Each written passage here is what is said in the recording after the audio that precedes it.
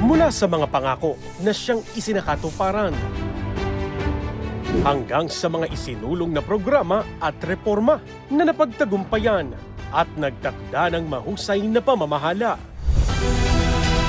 Sa ikalimang State of the Nation Address ni Pangulong Ferdinand R. Marcos Jr., ilalahad, sasagutin ang bunga ng pagsusumikap sa nakalipas na taon ng administrasyon.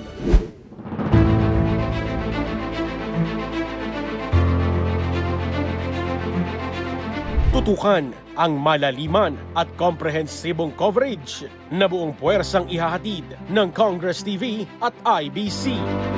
Kasama ang mga respetado at mapagkakatiwalaang journal na sina Princess Jordan, Greg Gregorio, Bien Manalo, Zai Chua, Sofia Potenciano, Naj Miravalles, katuwang si Attorney Mix Nograles at Justice Undersecretary Marge Gutierrez.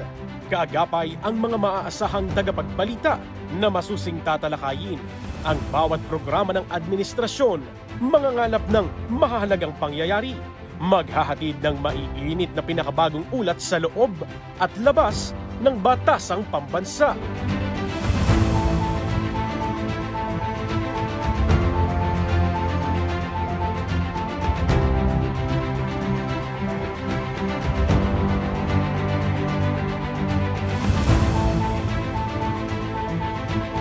Sama-samang maghahatid ng makabuluhang impormasyon at magsisilbing tulay ng pamahalaan at mamamayan. Abangan ngayong Hulyo 27, ang SONA 2026 Special Coverage. Dito lang sa Congress TV, IBC at sa aming digital platforms. Sama-sama tayo tungo sa mas matatag at progresibong bagong Pilipinas.